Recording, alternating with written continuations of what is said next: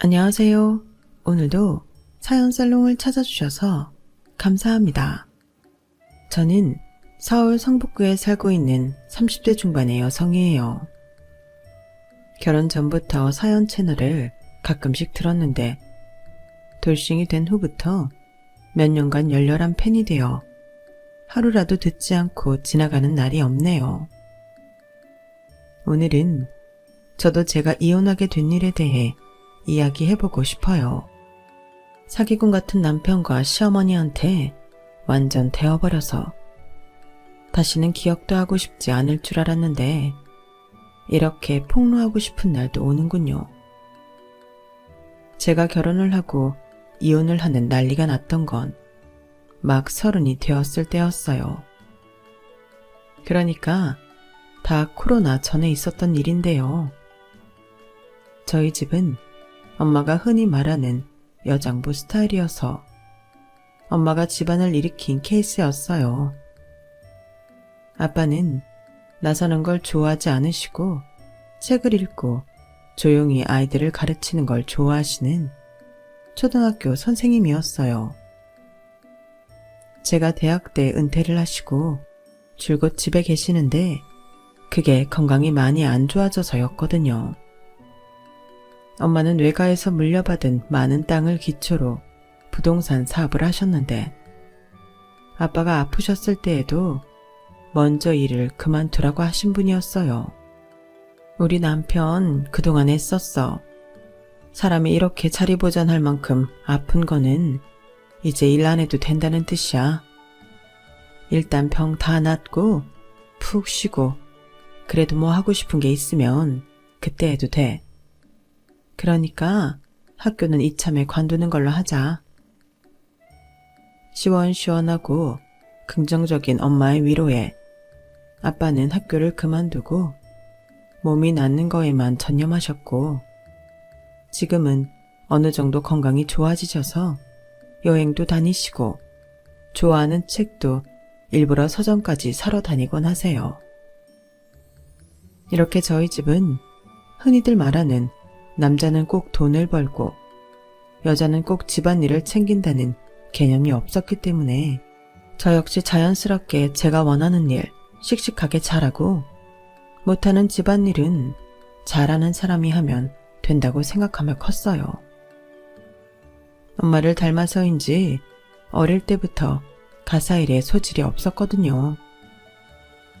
엄마는 사업을 꽤 잘하셔서 덕분에 저와 여동생은 또래 친구들보다 더 많은 혜택을 받으며 살았어요. 아르바이트보다는 여행을 더 많이 다녔고 공부도 많이 했죠. 직업을 정확히 말씀드리지는 못하지만 저는 2년 정도 해외 유학도 다녀오고 그 후에 방송 제작 쪽 일을 하게 됐어요. 아시다시피 이쪽 일이 밤새는 것도 많고 할 것도 산더미잖아요. 그럼에도 저는 이 일이 재미있어서 힘들어도 계속 버텼죠. 열심히 해서인지 결혼할 무렵부터는 매일 출근하지 않아도 됐고 웬만한 건 재택근무를 하게 됐어요. 그렇다고 해서 일하는 시간이 줄어든 건 아니었고 방송이라는 게 언제 무슨 일이 터질지 모르니 갑자기 회의가 생길 때도 종종 있었어요. 남편은 방송에서 촬영 나갔던 것과 연관이 있는 회사에 다녔는데 방송 촬영을 온다고 하니 왔다가 어떻게 저를 눈여겨보게 됐다더군요. 연애할 때까지만 해도 서로의 집안 사정 이야기는 별로 하지 않고 서로에 대한 호감으로만 만났는데요. 사귀고 8개월 정도 되었을 때 남편이 엄청나게 저한테 결혼하자고 졸라댔어요. 저 역시 남편이 좋았고 어차피 할 결혼이면 사귀는 기간보다 마음이 더 중요하다고 생각해서 좋다고 했어요. 남편은 저랑 적당히 사귀다가 헤어질 생각이었는데 주변에서 제가 돈도 많이 받고 집안도 잘 산다는 말을 듣고는 저한테 그렇게 적극적으로 들이댄 거였더라고요. 결혼할 당시에는 그런 걸 전혀 몰랐는데 나중에 그 사실을 알고 어찌나 씁쓸했는지 몰라요. 남편은 일반 사무직이었고 연봉도 평균 수준보다 살짝 안 되는 돈을 받는다고 했어요. 집안 사는 것도 평범하다면서 저희 집도 그 정도 되는지 은근히 떠보더라고요. 왜 비슷한 생활환경이어야 결혼해서도 잘 산다고 하잖아. 그러니 소연이 너네 집도 우리 집이랑 비슷한지 궁금해서 말이야. 저는 엄마가 판교랑 분당 그리고 지방에 건물하고 땅도 갖고 있다고 말하려다가 그냥 남편 집안하고 비슷하다고 했어요. 저희 집이 남편 집보다 너무 잘 산 것 같으면 남편이 기죽을까봐 그런 것도 있었고 어차피 이런 거 결혼하고 나면 다 알게 될 테니 뭐 어떠랴 하고 가볍게 생각했네요. 또 한편으로는 학창시절부터 저희 집이 부자라는 걸 알면 친구나 주변 사람들 중에 저를 대하는 태도가 달라지던 몇몇 인간들이 떠올라서 말하기 싫은 것도 있었어요. 돈 좀 있다고 부모 믿고 까분다고 하거나 아니면 갑자기 막 아부를 하거나 그러는 사람들이 있었거든요. 우리도 오빠네랑 비슷해. 오빠랑 나랑 같이 버니까 먹고 사는 데는 별 지장 없을 거야. 그치? 아, 그래? 우리 비슷하구나. 그래, 너 잘 버니까 그거면 됐지 뭐.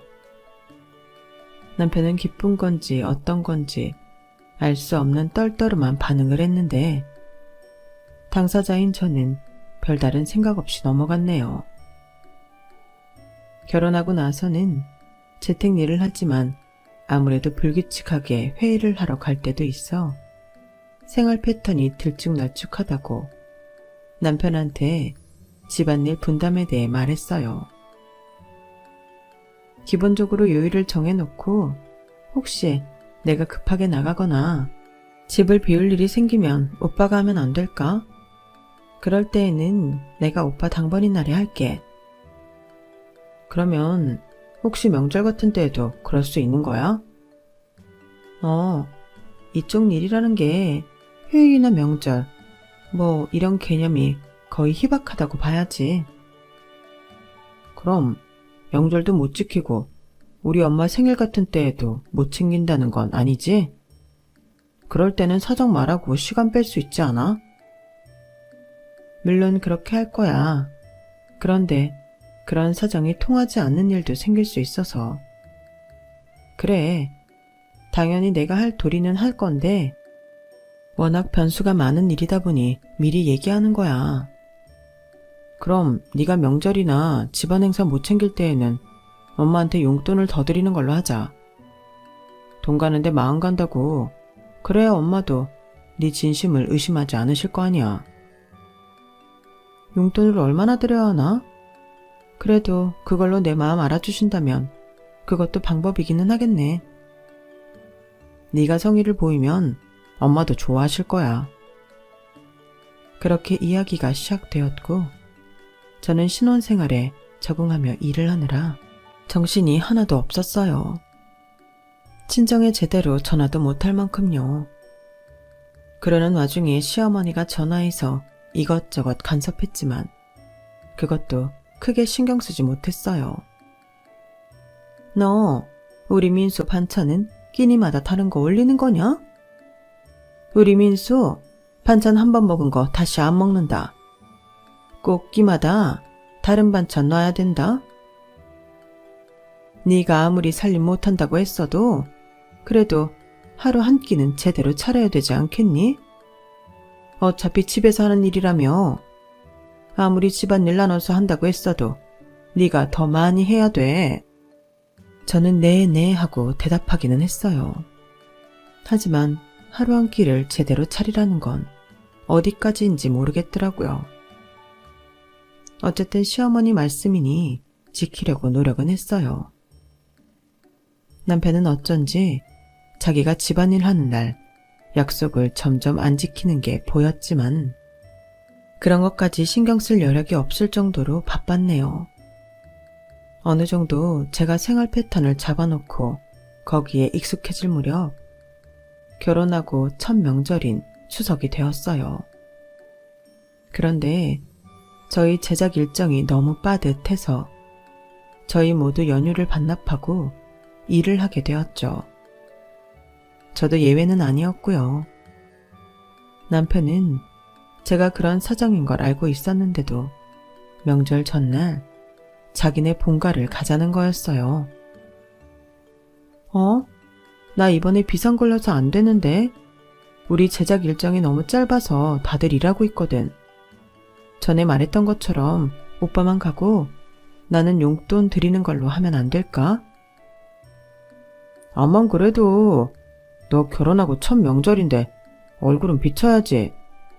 엄마네 집이 그렇게 먼 지방도 아니잖아. 돈으로만 해결하려고 하지 말고 일단 갔다 오자. 근데 그럼 우리 집은? 우리 집은 오빠 혼자 갈 거야? 그건 엄마네 갔다 와서 생각하면 안 될까? 얼른 나와. 남편은 은근히 짜증을 내며 저를 재촉했고 저는 당황해서 얼떨결에 따라 나섰어요. 인사드리고 좀 있다가 오면 되겠다는 가벼운 마음이었죠. 하지만 남편도 시어머니도 제가 거기서 자고 갈 것처럼 하더라고요. 어머니, 죄송한데 제가 요즘 일이 많아서 자고 가지는 못할 것 같아요. 저녁 먹었으니 제가 치우고 저는 일어나 봐도 될까요? 아니, 결혼하고 첫 명절부터 이러면 앞으로는 어떡하겠다는 거냐? 집에 오는 친척들 뒤치다거리 내가 혼자 다 하니? 아, 제가 이거 결혼 전에도 오빠랑 얘기했던 건데요. 제 일이 워낙 변수도 많고 효율 따지지 않는 거라서 이렇게 급할 때에는 저도 어쩔 수가 없어요. 그래서 오늘도 실은 못 오는 거 정말이지 결혼하고 첫 명절이라 무리해서 온 거예요. 저 진짜 가봐야 해요. 아이고, 무슨 대한민국 일은 너 혼자 다 하냐? 그럼 돈도 너 혼자 다 벌겠구나. 뭐 그리 대단한 일을 한다고 이렇게 유세를 떠는지 알다가도 모르겠네. 엄마, 소연이가 같이 못 있는 만큼 돈 준대. 내가 전에도 말했잖아. 엄마는 얼마면 적당하겠어? 하지만 제 전화랑 카톡은 제작사에서 도배를 하고 있어서 더 이상 대화를 하고 있을 수 없었어요. 저기 지금 PD한테 연락이 계속 와서요. 일단 나중에 제가 용돈 보내드릴게요. 죄송해요. 제가 서둘러 나오는데 남편은 나올 생각을 안 하더라고요. 오랜만에 집에 왔으니 자기는 하루 자고 가야 되겠다면서요. 거기서 얘기를 하고 있을 시간도 없어서 저는 먼저 올라왔고 일단 원래 명절 때 드리려고 했던 용돈보다 20만 원을 더 보냈어요. 저는 그렇게 일에 치여서 집에서도 제대로 씻지도 못하고 밥도 못 챙겨 먹고 있는데 남편은 시댁에서 돌아온 후에도 어슬렁거리며 돌아다녔고 저한테 뭐 하나 챙겨주지 않더라고요. 그리고 원래는 남편 혼자라도 친정에 가기로 했는데 남편은 말 그대로 꼼짝도 안 하는 거였어요. 오빠, 오늘 추석 연휴 끝나는데 우리 집에 좀 다녀오지? 원래 그러기로 했었잖아. 근데 너도 안 가는데 나 혼자 가는 게 생각보다 너무 뻘쭘해서 못 가겠어. 마누라도 안 가는데 혼자 처가를 어떻게 가냐? 내 친구들 다 그건 말도 안 된다고 하더라. 마음 같아서는 바로 남편을 끌고 친정에 가고 싶었지만 저는 바로 또 연락이 오는 대로 일을 해야 됐기 때문에 그럴 수가 없었어요.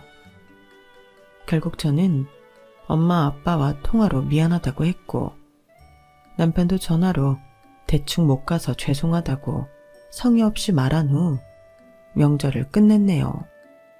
명절 일로 저와 남편은 한동안 좀 서먹했었네요. 그래도 제가 일 때문에 바빴던 거니 먼저 말도 붙이고 좋아하는 음식도 배달시켜주면서 풀었죠.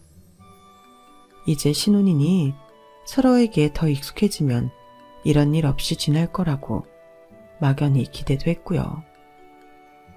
그러다 시어머니가 추돌 사고가 났어요. 이제 나이가 들어서 운전을 안 한다고 했는데 친구네 놀러 나간다고 오랜만에 차를 끌고 나섰다가 앞차와 살짝 부딪혔다고 했어요. 그러는 바람에 시어머니도 오른쪽 무릎이랑 목에 약간 무리가 가서 한의원을 다니게 됐는데요. 시어머니는 자기 혼자 병원 못 간다고 계속 우는 소리를 했어요. 원래는 우리 민수가 데려가 주고 그랬는데 민수도 바쁘잖니. 너는 집에서 일하니까 나 한의원 가는 거는 같이 가줄 수 있잖아. 암만 일 때문이라도 아픈 시엠이 혼자 치료받으러 다니라고 그럴 거는 아니지? 아니라고 믿는다. 네, 제가 갈 수 있으면 가야죠. 시간 조정 잘해볼게요. 그렇게 저는 시어머니가 한의원에 갈 때마다 경기도에 있는 시댁에 가서 시어머니를 태우고 나와 강남에 있는 한의원까지 같이 갔다가 다시 집까지 모셔다 드렸어요. 굳이 강남에 있는 한의원에 다녀야겠다고 하셔서 어쩔 수 없었어요. 그렇게 일주일에 3번씩 2달을 하는데 힘들기는 했지만 남편도 좋아하고 시어머니도 전처럼 저를 달달 볶지 않는 것 같아 그것만으로도 만족하고 있었어요. 그러다가 한 번은 제가 일을 넘겨야 하는 일정을 바꿀 수 없어서 어쩔 수 없이 남편한테 연락을 했어요. 오빠, 나 오늘은 진짜 어머니 모시고 한의원 못 갈 것 같은데 오늘은 오빠가 어머니랑 다녀오면 안 돼? 나 지금 회의 들어가 봐야 되는데 나라고 회사 일정이 없겠냐? 이렇게 갑자기 말하면 나도 대처를 못하지. 오빠가 툴툴거리며 전화를 끊길래 저는 이번만은 같이 못 간다고 시어머니한테 연락을 했어요. 오늘만 혼자 가시라고요. 그랬더니 시어머니가 이렇게 말을 하는 거였어요. 나 혼자 경기도에서 서울 강남까지 가라니. 네가 대체 얼마나 대단한 일을 하길래 시애미도 내팽개치고 일을 하겠다는 거야. 그깟 거 하루 빠진다고 너 몇 푼 버는 거에서 얼마나 깎인다고? 원참 마음에 안 드는 게 한두 가지가 아니네. 어머니, 제 월급만 깎이면 모르겠는데 제때에 영상이 완성돼야 해요. 여러 사람 밥줄이 걸려있거든요. 잘났다. 너 대단해. 그럼 오늘도 나 20만 원 주는 거냐? 네? 20만 원이라뇨? 그게 무슨 말씀이세요? 너 명절 때 집에서 못 자고 간다고 용돈 20만 원 더 줬잖아. 이런 일에도 적용이 돼야 맞는 거 아니니? 나는 그럼 그렇게 알고 뭐 택시를 부르든 친구 차를 얻어 타든 할 테니 돈이나 얼른 보내라. 순간 저는 제가 무슨 운전사나 지갑이 된 것 같은 느낌에 영 기분이 좋지 않더라고요. 저는 제가 좋아하고 잘하는 일을 하며 보람을 느끼는 건데 그걸 한다고 왜 돈을 줘야 하고 저런 말을 들어야 하는지 점점 억울한 마음이 생기더라고요.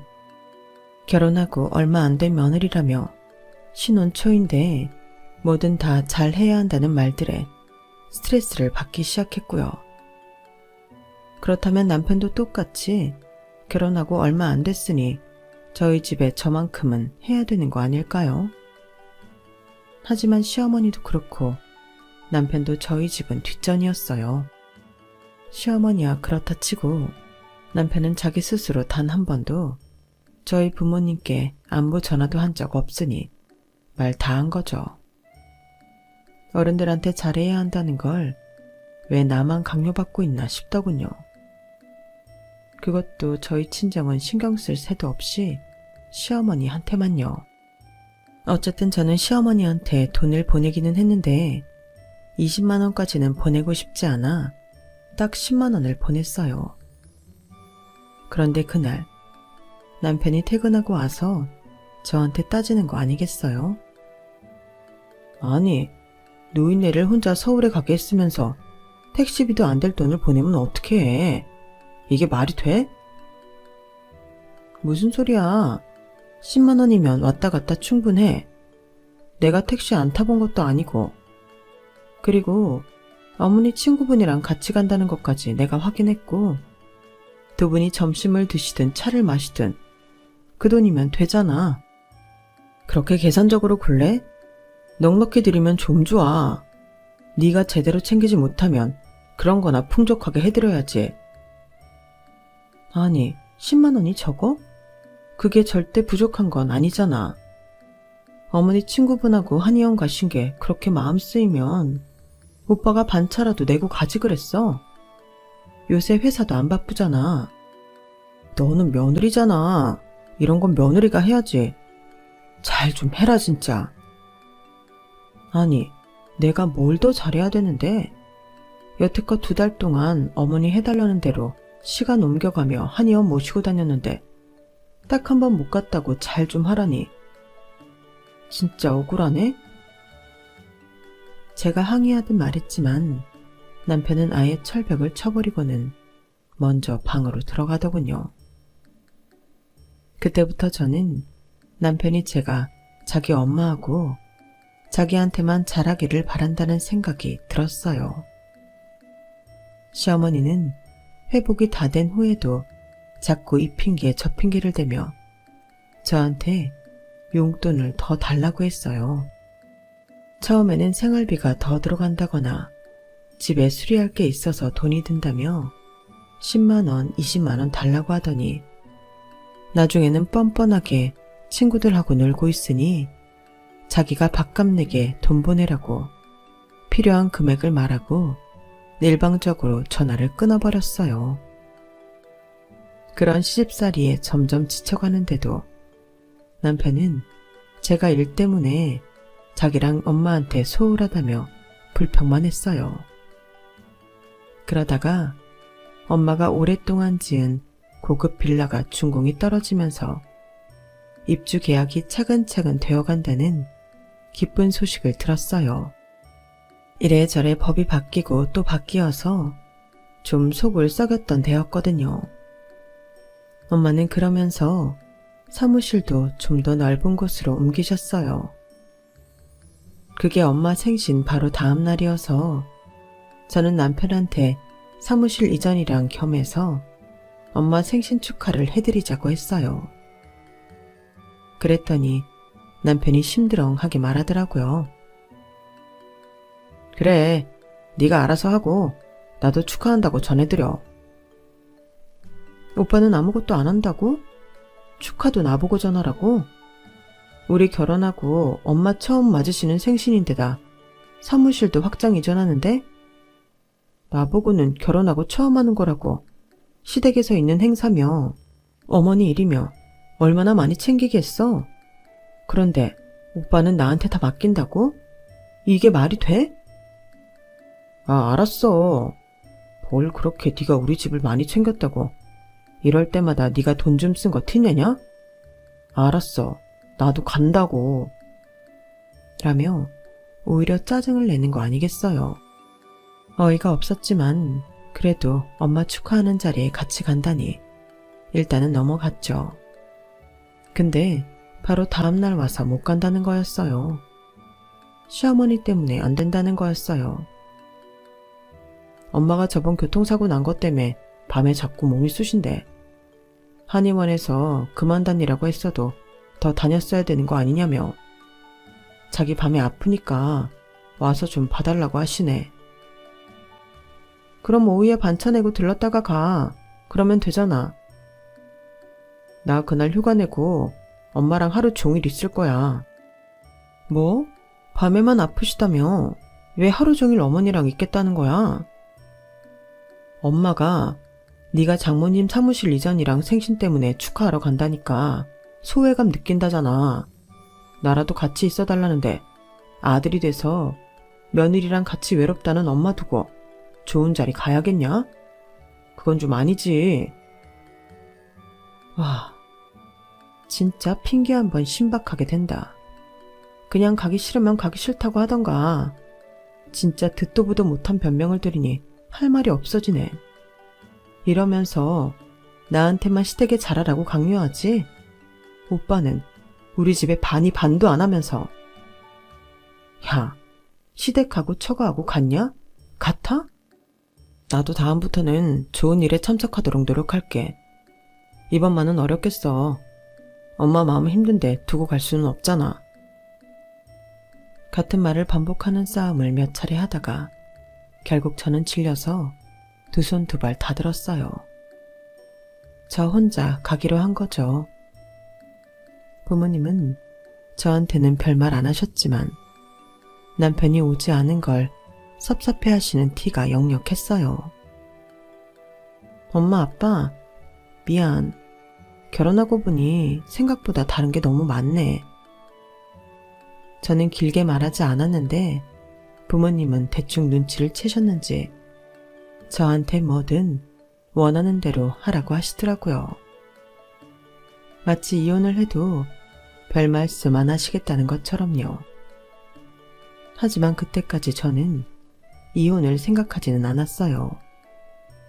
결혼한 지 얼마 되지도 않았고 살면서 서로 맞춰가고 고쳐갈 수 있다고 믿고 있었거든요. 사실 이혼이라는 거 쉽게 결정할 수 있는 게 아니잖아요. 그렇게 2주쯤 시간이 지났는데 시어머니가 저더러 급하게 할 말이 있다며 집으로 저를 불렀어요. 하도 중요한 일이라고 난리를 쳐서 부랴부랴 갔더니 정말 기막힌 말을 하는 거였어요. 내가 원래 교회 다녀서 돌아가신 분들 챙기는 걸 안 했잖냐. 근데 사주를 보니까 나는 교회 다니는 것보다 절에 다니며 조상들 섬기는 게 훨씬 편하게 산다더구나. 그래서 이제부터 네 시아버지, 그리고 시할머니, 시할아버지, 또 혼자 살다 돌아가신 네 시고모까지 제사를 지내려고 한다. 그리고 가만 보자. 우리가 제사를 많이 지낼수록 복이 들어온다고 해서 외가 돌아가신 분들도 다 해야겠다. 그러면 앞으로 1년에 8번씩 제사가 생길 것 같다. 당장 다음 주에 네 시고모 제사니까 그때부터 잘 챙겨라. 알았지? 네? 저더러 제사를 챙기라는 말씀이세요? 어머니가 하시는 게 아니고요. 아니, 집안에 며느리가 들어왔으면 당연히 며느리가 하지. 그걸 왜 내가 하니? 어떻게 너는 일 잘한다면서 그런 상식이 없어? 시어머니 말이 너무 기가 막힌데 옆에서 남편까지 거들었어요. 그래, 소연이 너 그러는 건 아니지. 이런 건 당연히 며느리가 해야 되는 거 아니야? 어떻게 엄마 보고 제사를 챙기라고 해? 어머니, 저 지금도 명절이나 집안 행사 참여할까 말까인데 어떻게 제사를 8번이나 하겠어요. 도와드릴 수는 있지만 제가 전적으로 맡아서 하는 건 불가능해요. 만약에 제삿날에 제작사에 일 터지면 어떡하려고요. 그놈의 제작사 타령은 정말. 거기는 쥐꼬리만큼 돈 주면서 무슨 사람을 소부리듯 한다니? 아무튼 일은 일이고 네 할 도리는 해야지. 나중에 어떻게 되든 네 알겠습니다 어머니 할 수는 없는 거니? 어떻게 이렇게 따박따박 지 할 말만 하는지 원. 안 되는 걸 어떻게 된다고 해요. 그러다 나중에 제사 못 지내게 되면 어떡하려고요. 그러니까 처음부터 현실적인 말씀 드리는 거예요. 알았다. 그럼 매번 네가 제사 드릴 때 쓸 돈 보내면 되겠다. 네? 돈이요? 제사에 쓸 돈을 보내라는 말씀이세요? 귀 먹었니? 내가 한 말은 뭘 또 물어봐. 네가 집안 행사 참여 못할 때는 돈 더 보낸다고 했잖아. 그러니까 제사도 네가 돈으로 주면 되잖아. 더도 말고 50만 원씩만 보내라. 그래, 네가 제사 맡아서 못하면 그러면 되겠네. 아니요, 저는 이해를 못하겠는데요. 아무리 사주 보는 사람이 종교를 바꾸고 제사를 드리라고 했다고 해도 시고모님 제사까지 드려야 하는지도 의문이고요. 거기다가 오빠 외갓집 제사는 왜 드려야 하는데요? 이러시니까 마치 저를 골탕 먹이시라고 하는 것 같아요. 제 말에 남편은 허리춤에 양손을 얹고 호통을 쳤어요. 너 진짜 이럴래? 골탕이라니. 제사를 많이 모시면 좋다니까 엄마도 머리를 짜내서 생각하신 거잖아. 너 당장 엄마한테 사과해. 어디서 며느리가 이런 말도 안 되는 소리를 하고 있어? 됐다. 내가 얘한테 이런 푸대접 받는 게 어디 하루 이틀이니? 집안 잘 되자고 제사 많이 모시자는 걸 골탕이라니. 아들 뺏긴 것도 서러운데 하나밖에 없는 며느리라는 게 말하는 싸가지 하고는 갑자기 눈물을 찍어내자 남편은 자기 엄마 등을 두드리며 저더러 당장 사과하라고 더 큰 소리를 쳤어요. 아니요. 저는 제가 할 수 있는 말 한 것 같아요. 제가 뭘 그렇게 잘못했나요? 그러면 저희 친정도 오빠가 잘 챙겨야 되지 않나요? 오빠 외갓집까지 챙기라고 하시니 하는 말이에요. 왜 저희 친정은 소홀히 하면서 시댁 쪽 일에만 몰빵하라는 건지 저는 이해가 되지를 않아요. 그리고 제사를 못 모시니까 돈을 50만 원씩 내라는 게 말이 되나요? 아무리 제가 이 집 며느리라지만 1년이면 400만 원씩 그렇게 못 들어요. 그럴 돈도 없고요. 맨날 일한다고 바쁘다면서 그것도 못 벌어? 그런 일 왜 하니? 당장 때려치고 우리 민수 내조나 잘 하든가. 저는 여기서 물러나면 안 되겠다고 생각해 끝까지 버텼네요. 그날 이후 남편과 저 사이는 굉장히 안 좋아졌어요. 냉전도 그런 냉전이 없었죠. 전 같으면 제가 먼저 다가가서 화를 풀자고 하고 달래기도 했겠지만 이제는 그럴 생각이 안 들었어요. 그렇게 몇 주쯤 지났는데 회의를 갔다가 밤늦게 집에 오다가 시어머니와 남편이 택시를 타고 아파트 단지 앞에서 내리는 걸 보았네요. 저는 손을 흔들어 인사하려다가 그래 봤자 좋은 소리 못 들을 것 같아 어느 정도 거리를 두고 뒤따라갔어요. 제가 뒤에 있는 걸 전혀 모르는 두 사람은 정말 제 귀를 의심할 만한 말을 하더군요. 아니 근데 소연이 걔 아주 쇠고집이다. 이 정도 하면 돈 내놓을 줄 알았는데 전혀 아니네. 너는 돈 많은 집 딸이라더니 그 집은 돈 있는지도 모르겠고 쟤도 얼마 잘 벌지도 못하는 것 같잖아. 어쩌다 저런 애를 잡은 거야? 사람들이 걔네 집 부자라고 하더라고. 엄마가 수단이 좋아서 부동산 잘한다고. 그 말만 믿고 뒷조사 안 한 게 실수지. 부동산 요새 별로다. 이제 집이나 땅 가지고 돈 버는 시대 아니잖냐. 그런 말에 혹하면 어떡하니? 아니 그럼 쟤네 친정에서 빼먹을 돈도 없고 쟤는 저렇게 돈 내놓을 생각도 안 하는데 어떡할 거야? 내가 소연이한테는 혼인신고 했다고 하고 안 했거든. 혹시나 해서 말이야. 그러기를 잘했지. 나 안 그래도 여자 몇 명 봐놨어. 그중에 괜찮은 사람 있어서 쟤랑 정리하고 작전 들어가든지 해야지. 역시 내 아들. 누구 닮아 이렇게 똑똑해. 이번에는 제대로 잘 잡아야 된다. 저렇게 일만 많고 돈 못 버는 애 고르면 안 돼. 걱정 마. 에휴, 제대로 된 마누라 찾기가 이렇게 힘드냐. 잘 될 줄 알았는데. 저는 한동안 제자리에 멈춰서서 움직이지를 못했어요. 정말 너무 큰 충격을 받았거든요. 남편은 처음부터 돈을 노리고 저랑 결혼했던 거였으니까요. 혼인신고했다는 것도 거짓말이라니 저는 지금까지 뭘 위해서 이렇게 노력했는지 모르겠더군요. 그 주말은 저희 아빠 생신이라서 원래 남편하고 같이 가기로 했지만 저는 아무 말도 꺼내지 않았어요. 주말, 아빠 생신날이 되자 남편은 저를 노려보며 이렇게 말하는 거였어요. 내가 장인어른 생신에 꼭 안 가도 되지?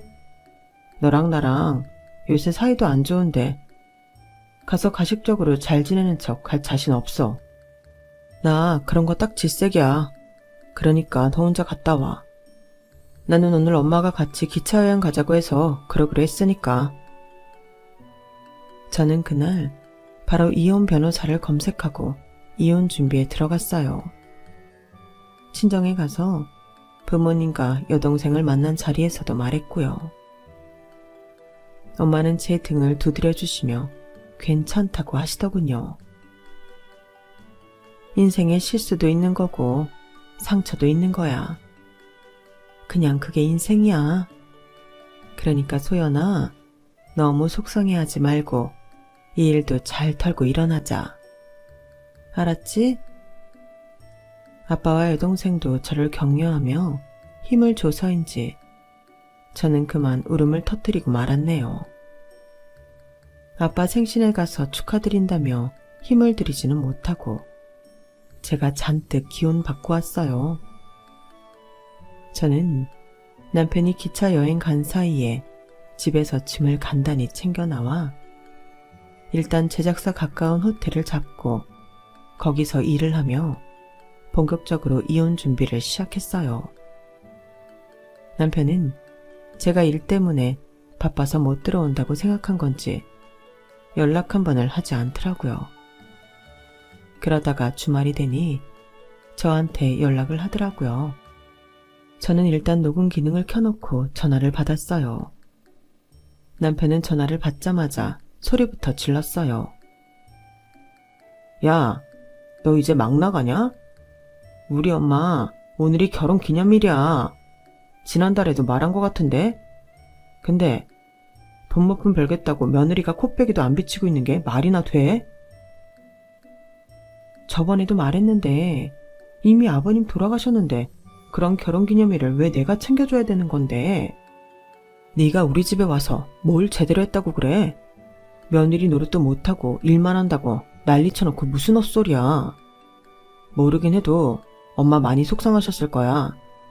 평소 같은 용돈으로는 안 되니까 네가 성의껏 표시해라. 알았어? 정말 끝까지 저한테 돈을 뜯어낼 만큼 뜯어내겠다는 심보 아니겠어요?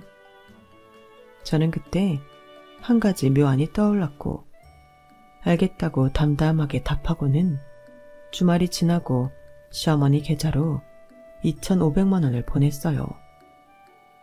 그 돈은 바로 남편이 저희 신혼집 살 때 보탰던 돈이었어요. 나머지는 다 제 돈하고 제가 대출 받은 걸로 해결했고요.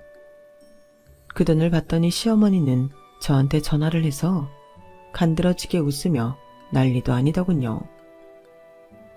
아니 새아가 이게 웬 돈이냐? 나는 네가 시댁일에 나 몰라라 하는 것 같아서 좀 섭섭했는데 너도 다 생각하는 게 있었구나. 이렇게 기특한 마음을 갖고 있는 줄은 몰랐다. 어디냐? 아직도 일하느라 회사에 있는 거야? 오늘은 같이 얼굴 보면서 저녁이라도 먹자꾸나. 민수랑 집으로 올래? 아니면 밖에서 먹을까? 아니에요. 저는 됐고 오빠랑 드세요. 제가 좀 많이 바빠서요. 어머, 그래도 되겠어? 너 이제 나랑 민수 둘만 있는 것도 질투 안 하네. 이제야 철이 드는구나. 그렇게 시어머니는 웃음꽃이 만발해서 전화를 끊었고 저는 속으로 코웃음을 쳤어요. 그리고 조금 있다가 남편한테서 문자가 오더군요. 엄마한테 2,500만 원 보냈다며. 진작에 좀 그렇게 하지 그랬어. 이제야 나도 네가 정신 차린 것 같아 안심이다. 엄마가 그 돈으로 상가를 사시겠다고 하시네. 근데 내가 주식 투자가 낫겠다고 해서 오늘 저녁 먹으면서 둘이 생각 좀 해보려고 해. 집에는 언제 와? 들어올 때 연락해. 저는 당연히 그 문자에 답을 하지 않았어요. 이제는 빈말도 하기 싫어졌거든요. 그 후로도 남편이랑 시어머니가 몇 번 문자를 보내며 주식 투자를 했다는 둥, 어디로 주말 여행을 갔다는 둥 했지만 저는 일절 답하지 않았어요. 그리고 3주 만에 사실혼 관계 정리에 대한 서류를 보냈죠. 사실혼 파기 소송에 대한 것이었어요. 그러자 남편은 전화해서 집 빼고 자기 돈부터 달라더군요. 그 돈 내가 저번에 보냈잖아. 니네 엄마한테. 남편은 제 말에 한동안 침묵을 하더니 떨면서 말했어요. 그 2,500만 원이 내 돈이라고? 아니면 내가 미쳤어? 그런 큰 돈을 왜 보내? 야, 너 이거 나한테 사기친 거야. 진짜 이게 미쳤네. 너 내가 가만 안 둬. 단단히 각오해. 웃기시네. 지금까지 네가 나한테 사기친 게 더 많아. 너 애초에 나랑 결혼한 거 우리 집 돈 많아서 그 돈 빼먹으려고 했던 거잖아. 나 네 친구 만나서 증언도 확보했고 너랑 나랑 사실혼 관계였던 거 다 증명했어. 네가 나한테 전화해서 되도 않는 돈 보내라고 했던 것도 다 녹음 파일 제출했고 네가 나한테 거짓말하고 혼인신고 안 한 게 사기잖아. 누구더러 사기래? 너야말로 딱 기다리고 있어. 그렇게 전화를 끊었는데 다음날 바로 남편과 시어머니가 제가 있는 호텔을 찾아내서 로비로 왔더라고요. 마침 회의를 가던 저를 두 사람이 붙잡더군요. 보아하니 제가 나올 때까지 죽치고 기다렸던 것 같았어요. 두 사람은 전과 달리 아주 기죽은 모습이었어요. 시어머니는 고개도 제대로 들지 못하고 있었고요. 소연아, 저기 이 사실혼 파기 이거 다시 생각해주라. 내가 바로 혼인신고하러 갈 테니까. 응? 말 같지 않은 소리 하려면 좀 꺼져줄래? 그러자 시어머니가 제 손을 붙잡고 사정을 했어요. 새아가 내가 말이야 민수 선배라는 사람 말을 듣고 주식 투자를 했는데 그게 작전이라나 뭐라나. 그래서 돈 다 날렸다. 우리 진짜 돈이 한 푼도 없어. 어떻게 살아야 될지 모르겠어. 이럴 때 너까지 이러면 어떡하니? 네가 우리를 도와야지. 응? 안 그래? 내가 뭘 어떻게 도와요? 이러지 말고 좀 가세요. 그러자 남편이 제 앞에 무릎을 꿇고 말했어요. 이렇게 빌게 소연아. 나 다 알아봤어. 장모님이 그렇게 수완 좋으신 분인 줄 몰랐어. 부동산 사업 제법 크게 하시더라. 그때 사무실 확장하실 때도 최고급 빌라 분양도 다 하셨고.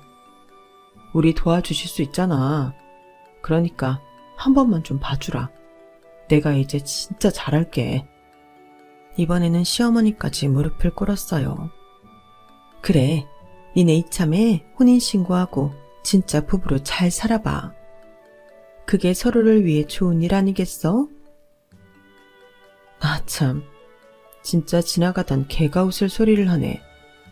이것들 봐요. 누구 좋으라고 이제 와서 혼인신고해요? 웃기지 마요. 우리 집이 돈이 없었어도 이랬을까? 절대 아니지.